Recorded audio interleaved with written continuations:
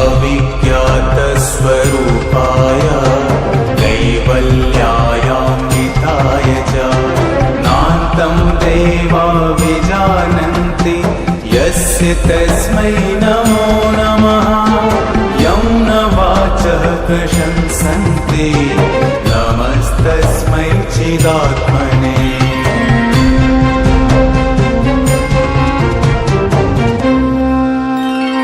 योगिनो यं हृदः कोशे प्रणिधानेन निश्चलाः ज्योतिरूपं प्रपश्यन्ति तस्मै श्रीब्रह्मणे नमः।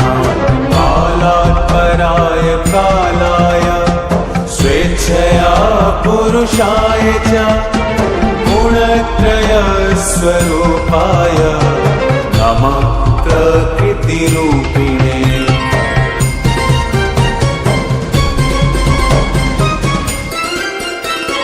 विष्णवे सत्त्वरूपाय रजोरूपाय वेधसे तमोरूपाय रुद्राय स्थितिसर्गान्तकारिणे नमो नमः स्वरूपाय पञ्चबुद्धीन्द्रियात्मने क्षिप्त्यादिपञ्चरूपाय नमस्ते विषयात्मने।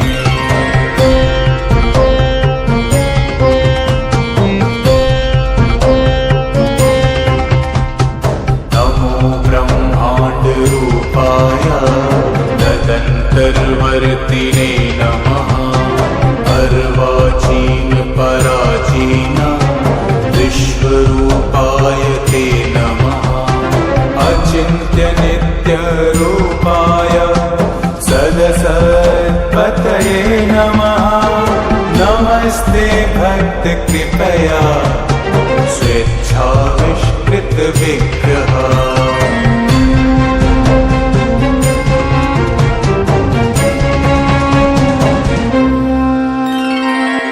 निश्वसितं वेदा स्तव वेदोऽखिलं जगत् विश्वभूतानि ते पाद शिरोद्यौ समवर्तत। नाभ्या आसीदन्तरिक्षं लोमानि च वनस्पतिः चन्द्रमा मनसो जातश्चक्षो सूर्यस्तव प्रभो।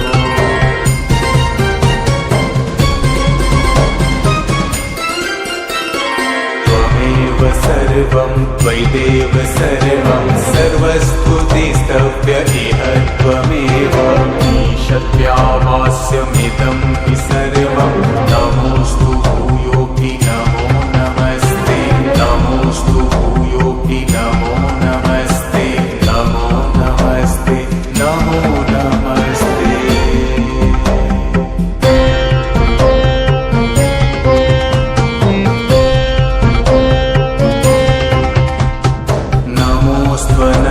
नमोऽस्त्वनन्तरूपाय नीलकण्ठ नमोऽस्तु ते। अविज्ञातस्वरूपाय कैवल्यायान्विताय च नान्तं देवा विजानन्ति यस्य तस्मै नमो नमः। यं न वाचः प्रशंसन्ति नमस्तस्मै चिदात्मने।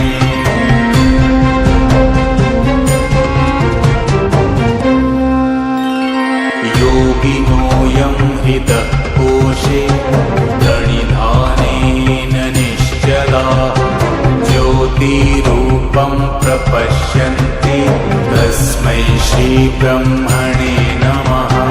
कालात् पराय कालाय स्वेच्छया पुरुषाय च गुणत्रयस्वरूपाय